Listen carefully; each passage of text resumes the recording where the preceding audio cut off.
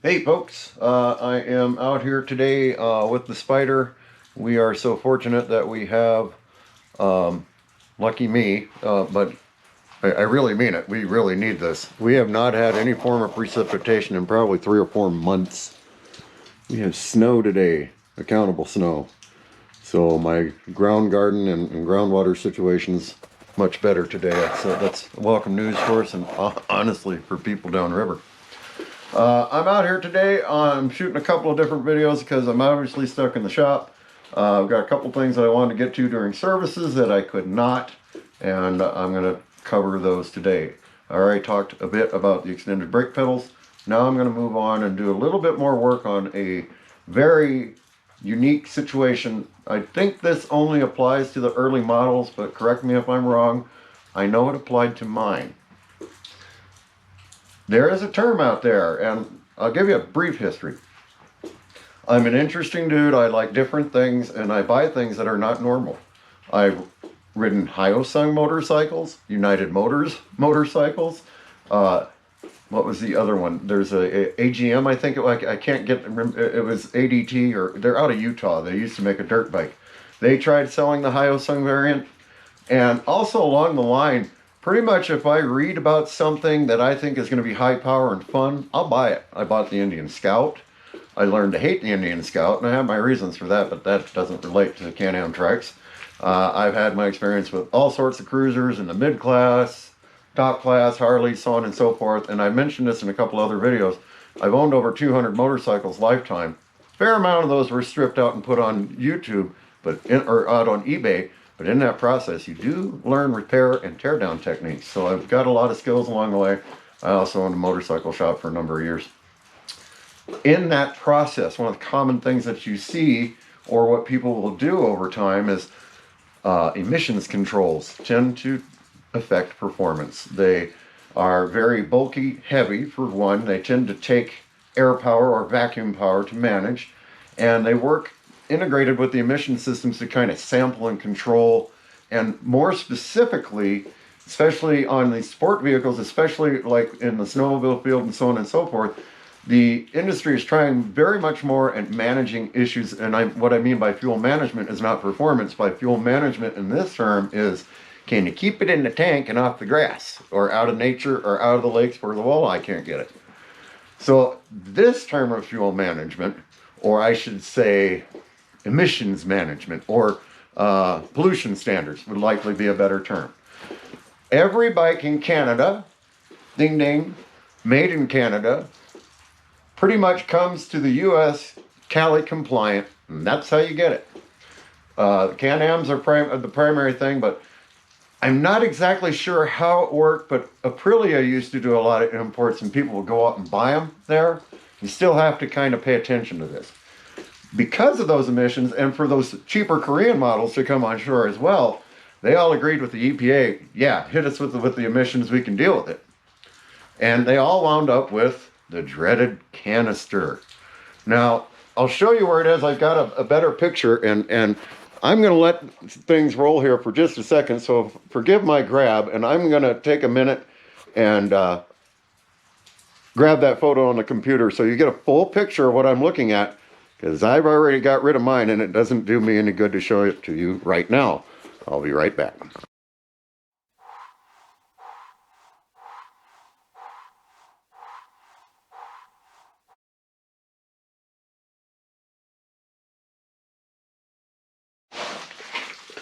Okay, sports fans. Now, before I go too far into the decanisterization or canisterectomy job, I'm going to qualify this by telling you, if you live in an emission standard state, have emissions inspections, things along like this, or if you're in Canada, other foreign country, or modifications to your emission standard system or your fuel management systems in terms of drippings, the fuel itself, not its performance, I have to issue this disclaimer.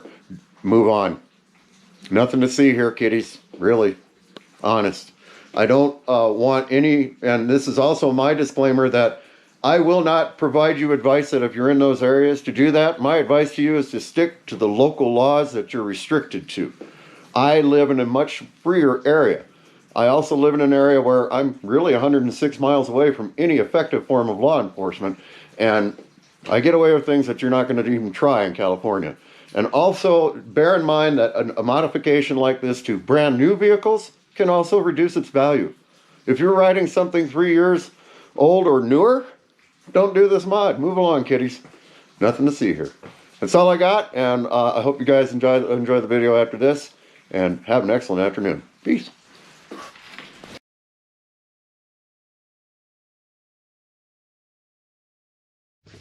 Okay, I'm back. Now that you see what I'm talking about, it resided here. Now, I have to complete the job. Just a note to myself, I got to come in here, get rid of this bracket.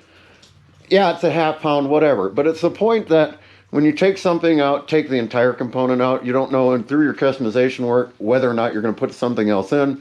You don't know if this gets hot, will it brush this wire, will it cause other events, so on and so forth. So you have to be careful when you choose to remove things or systems from a vehicle.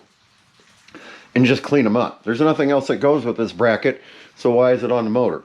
I will take care of that. That'll allow me to do some cleanup work here, because I did do a check on my valve cover gaskets and such, and took care of a minor oil leak. The reason why I'm here today is, who can tell me what's missing? One of these Spyders is not like the other. One of these Spyders is not the same, right? Okay, the canister is missing. I'll give you the hint. So there is a job out there on SpyderLovers.com, the forum, not the Facebook page. They probably talk about it on the Facebook page, but you want to go to the forum because it gives you very detailed steps on what to do about it. Why is this so important, you ask? Well, a couple of times in a couple of this winter services, I've commented on, man, my trike is gassy, or boo, that's a bad case of marathon the Can Am's got today. Now, a lot of it can come from a couple of different reasons and a couple of different things, or I am finishing up tracking down those nuisance gas smells. For me, I have open air intake, and I've done some other modifications to the system. I've had some performance work done, and I'll be taking care of the last of my fumes today. That's really a sidebar, but it is related. My issues were mostly related this year to this, my JT's Speed Shop, or Spyder store, excuse me, intake for the up to through 2012 RSSs. I don't know if it includes the 13. I think they got a different air box. But, and also, if you look here, this is, I mentioned in the other video, there's the AIS filter that he talks about, that Spectre 3996, and that's where it goes. It's the plug that goes into the front of the air box. You notice my air box is gone. Okay, back to what I was doing. In the other service video also, I mentioned I still had some nuisance smells. So I went and replaced my MIS lines. Unfortunately, they're on the other side of the trike. I've covered those in 2 other videos though. So, but what we're concentrating on here today is, you can go out and physically remove the canister, but what do you do with the hoses that go to it? How do you take care of it, and what are the advantages to this?